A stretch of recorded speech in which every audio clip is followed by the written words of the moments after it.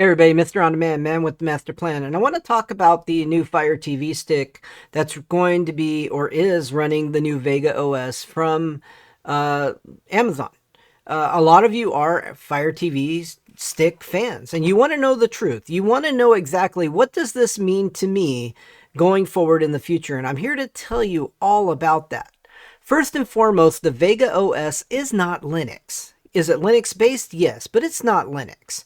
It's based on recent reports. Vega OS is not a pure Linux distribution. It's built on the Linux kernel, but but saying that it's Linux is inaccurate because it's a highly customized proprietary system from Amazon. Why is that important? Well, I'm going to tell you.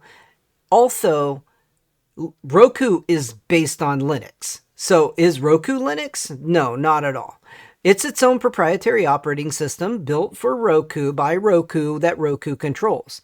The same is true for Amazon's new Vega OS. It's an operating system built by Amazon that Amazon controls every single little aspect of this operating system. Why did they use Linux? Well, Linux is open source and it's free, and a lot of operating systems use it as its base. As a matter of fact, did you know Android is also Linux based? People don't go around saying Android is Linux. But the thing is everybody needs to kind of understand.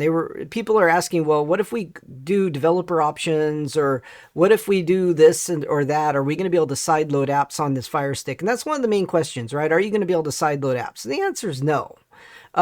This operating system obviously has been closed off by Amazon on purpose. They don't want you to be able to sideload any apps. They don't want you to run anything that you're not supposed to run. They only want you to run what they want you to run.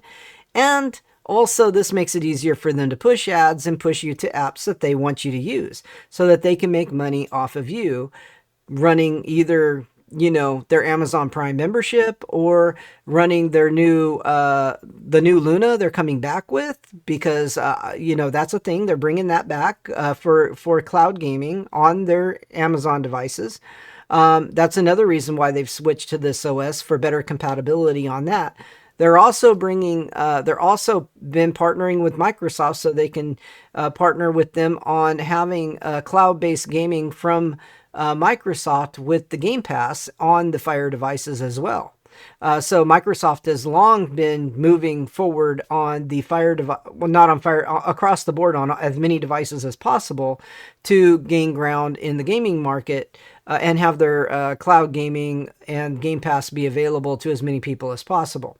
So these are all things you need to understand about the operating system. The other thing you need to understand, the big question I have people asking me, what's going to happen to my Fire Stick I have right now?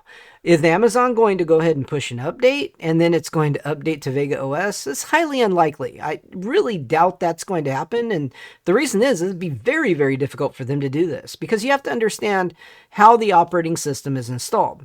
First of all, the operating system gets installed on ARM-based systems, which is your Fire TV sticks, your phones, your streaming devices, which are mostly all ARM-based.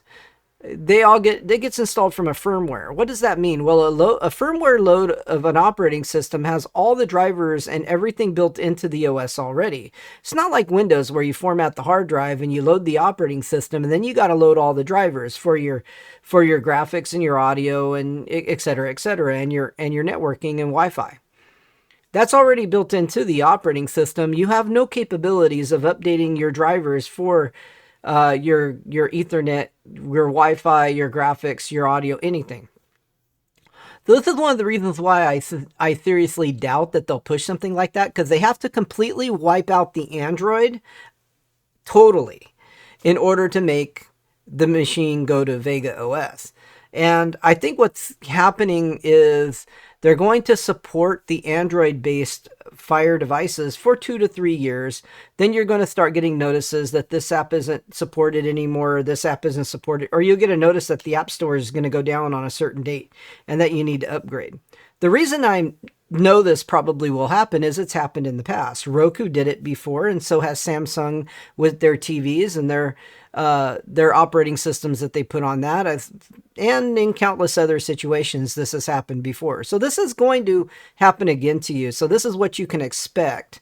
If you're running an Android-based Fire TV device now, I would continue to go ahead and use it, but plan for changing it out at some point soon to something else. Now that brings me to another question. Well, what do I get if I can't sideload on any of these devices? Well, there are devices available, and I did videos on them, like the Formula and the ConvertX with an actual proper ATSC 3.0 tuner in it. Those type of devices are the ones you want to move forward with. And though there's plenty of other people out there doing reviews and videos on different devices. Right now, you could also go ahead and get a Google TV device, but be aware, Google is doing the same thing. Google has an update, and I already did a video on this, the Great APK Purge, that they're going to be stopping sideloading of apps. Now, we don't know when the date is going to be on Android TV or Google TV for this, but on regular Android, it's happening soon. And so this is going to be a very big situation. This is why devices that aren't Google authorized devices are going to be much easier for you to be able to sideload apps on. Does that mean it's going to be the best device forever? Not necessarily. In this situation, in the streaming world, things change all the time. And not just the streaming world, but tech in general. New products, new tech comes out all the time. Expect to be upgrading and changing your devices. That's a hard fact of life when it comes to technology. I'm just here to try to give you the best information to help you move forward in the best way possible so that you don't get stuck in buying something that just you take home and be like, oh my gosh, I can't load any of the stuff I used to be able to run, you know, because some people will go out and buy these Fire TV devices that are running Vega OS. They'll bring them home and expect to do the same thing they've done countless times on other Fire devices, and then they're not going to be able to do it. That's a sad fact. Bottom line is, if you want to know more about this whole situation going forward, subscribe to this channel because I'm going to be telling you as much information as I can going forward about the best opportunity and options you have in what devices and what you can do in the future that will secure you in being able to do things the way you've done them in the past. While still trying to keep myself safe without breaking any rules. I'm not advocating for piracy in any way, shape, or form. I'm just advocating for the freedom to do what we want to do with the devices we pay for. The openness to be able to install whatever we want. Unfortunately, that's slowly being taken away from us left and right.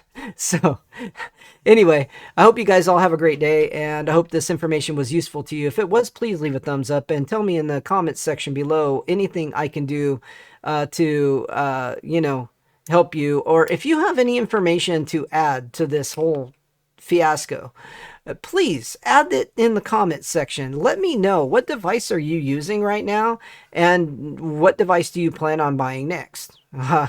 And I'm really anxious to know that information, to be honest about it. So please go ahead and tell me. I'll see you guys later. You guys have a great evening.